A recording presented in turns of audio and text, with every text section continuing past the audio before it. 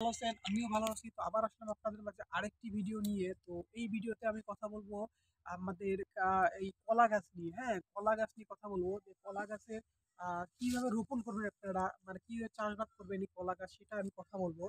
তো আমার পিছনে যে কলা গাছটি আছে এটা কিন্তু ওইভাবে চাষ করা, হ্যাঁ?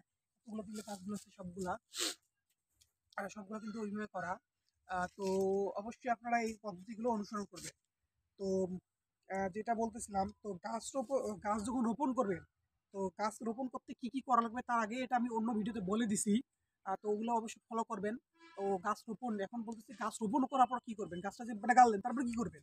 তো গাছ রোপণ করা প্রথম অবস্থায় তারপরে 5 সেচের প্রয়োজন হয়।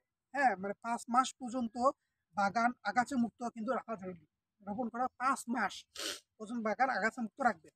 তো কলা বাগানে জলাবদ্ধতা যেন না হয় সেদিকে কিন্তু দৃষ্টি রাখবেন।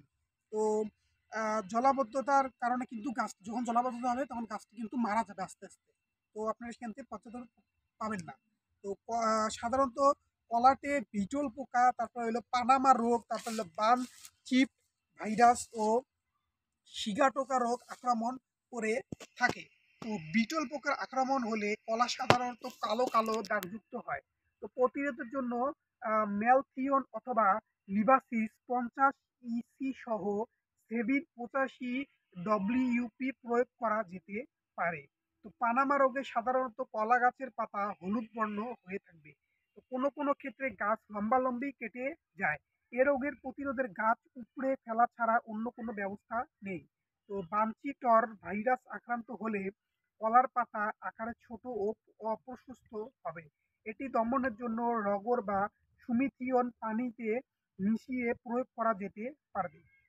সিগাটোরায় আক্রান্ত হলে পাতায় ছোট ছোট হলুদ দাগ দেখা যায়।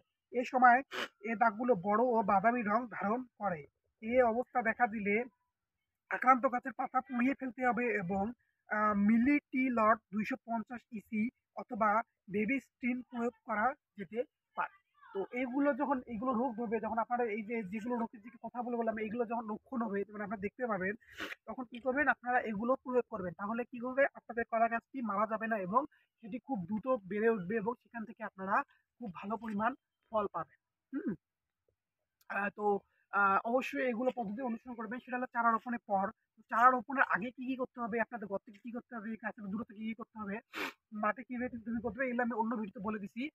এগুলো আপনারা ওই ভিডিওগুলো ফলো করবেন, তাহলে আপনারা জানতে পারবেন। তো অবশ্যই এগুলো এই যেগুলো বললাম এইগুলো পদ্ধতি যদি আপনারা ওই পদ্ধতি যদি আপনারা চাষ করেন তাহলে আপনারা খুব পরিমাণ ভালো পাবেন।